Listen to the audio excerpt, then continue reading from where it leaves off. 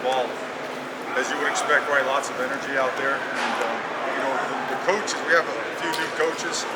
They come from really good programs, so it was no surprise that they were on point and picked up the pace very quickly as we adapt to a couple of different schemes.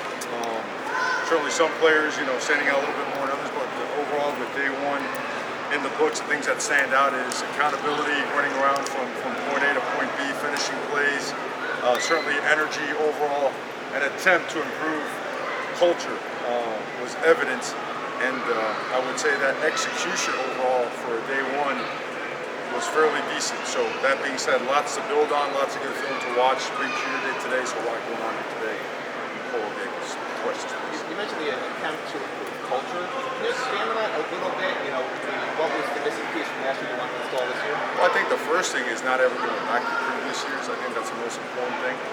I also think it's understanding that we do things a certain way, right? No matter where we've been, no matter where we go, and that's at a really high level. Like, accountability is a real thing as it relates to your individual periods, your team periods, finishing a rep, going to class, taking care of your body, putting the right stuff in your body, making sure that, hey, football hurts a little bit. You got to finish. Bumps and bruises, shake it off, go on to the next play.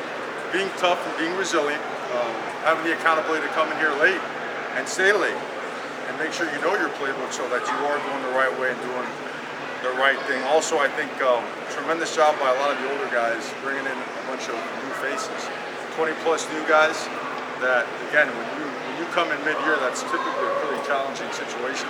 They've done a great job bringing them in, teaching them how we do things, and getting them up to speed on the systems that we've implemented. So, all in all, that's a good way to summarize that.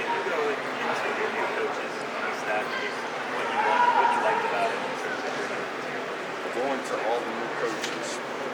Dan's giving me a bunch of sheets.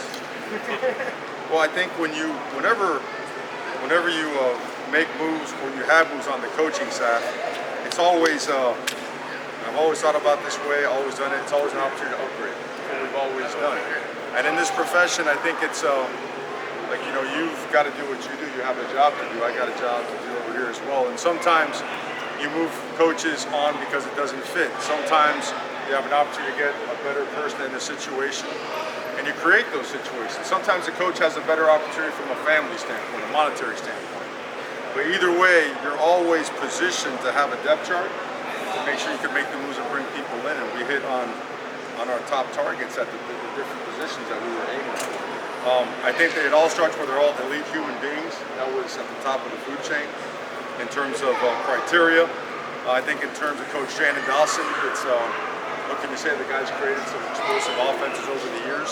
He's done it in the air, he's done it on the ground. He's been able to combine both the principles of getting downhill in the run game and some of the air raid pass principles, but a great screen game and a great intermediate game. So I think Coach Lansky, and we've all seen those edits and all those, but now I don't really get caught up in that stuff. But the fact that I have coached against him and seen the teams that he has coached, and they're different.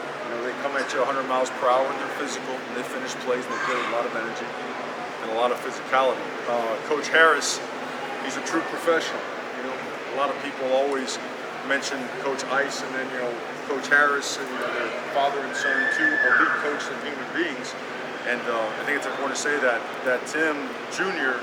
is here independently of any other accomplishments, and he's really worked his way into being a co-coordinator and whatnot, and being a great coach with tremendous, I would say, a tremendous reputation for development of talent. Kevin Beard, these are guys that I've been looking at and talked to a lot over the years.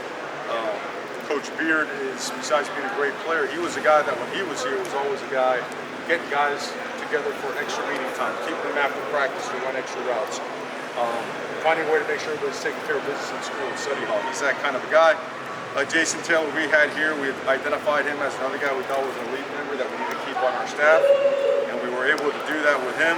And then Coach Nicholson, man, he is another one. I mean, this guy, you want to talk about energy, detail, coaching acumen, he checks all the boxes and then some. So hard to fit all that information in one little shot here, but that's a good summary for it. We always ask about attendance. You guys obviously had surgery and all the things to be on season. I guess we should go down the list.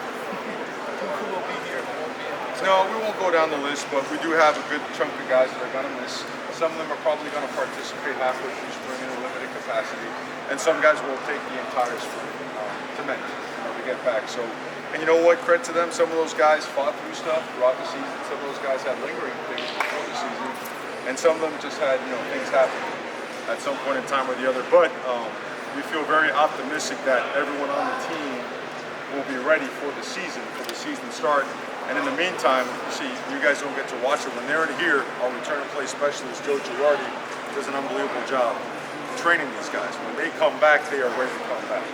He has a great track record and a great regimen to get these guys prepared. They're probably having a much harder day with Joe Girardi than they do at practice. Joe gets after him. We expect those guys to do that.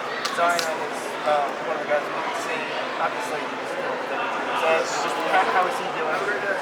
He's doing well. He's on the mend, and right now doctors prefer that he continue to heal up until we get to a point where we can really, really go. And so we're going to be patient with him. He feels good about it. The doctors feel good about it, so we're steady.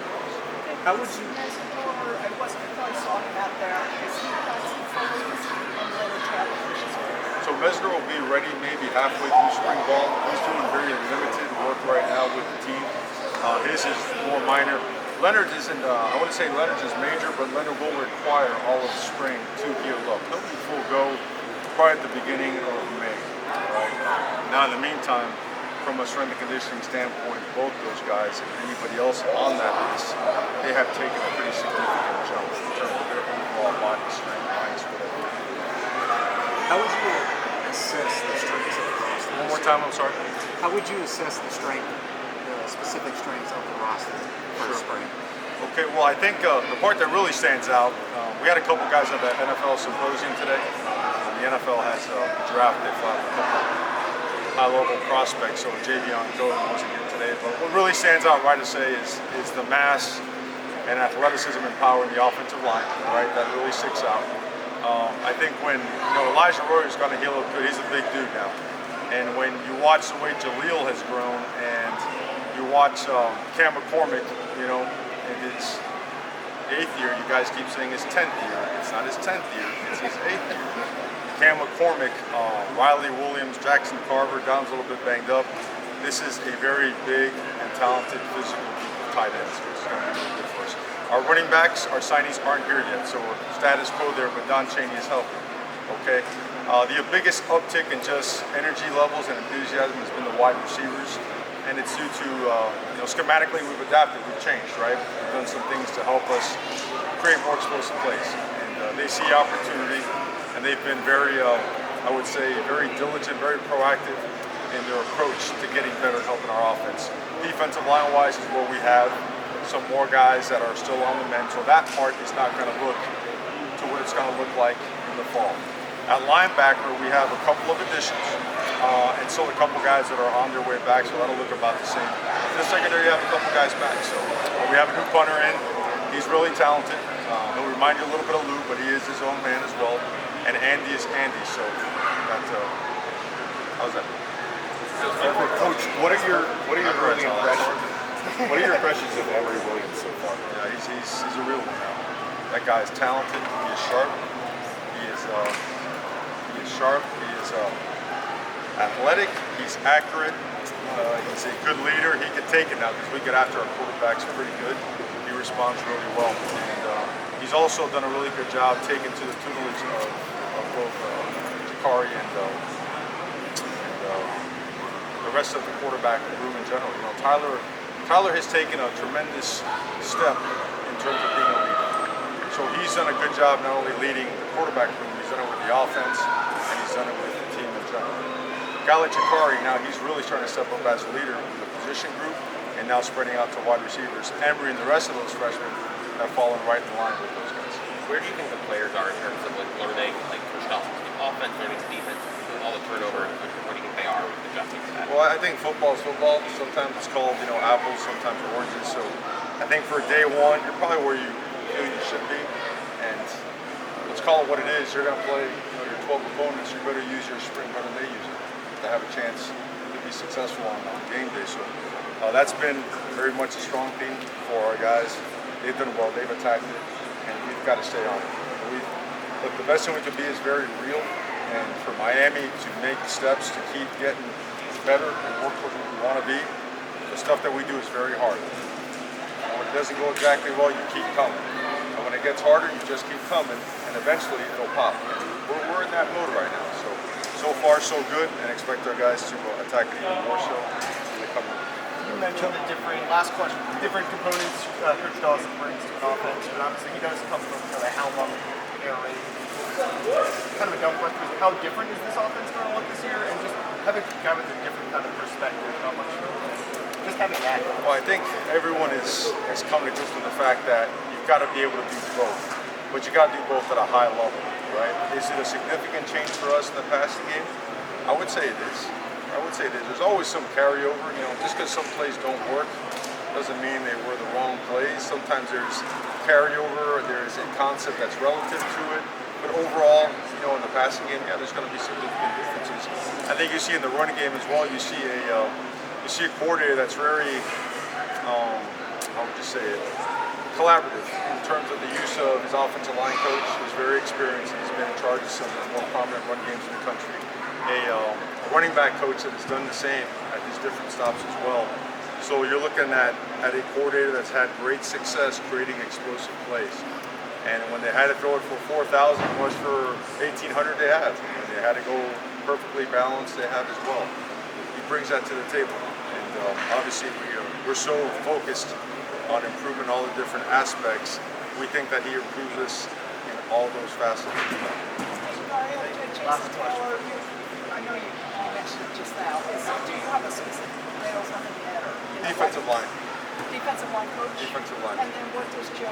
Defensive line. They're both settled in. We've got a lot of good. Thank you. Thank you guys.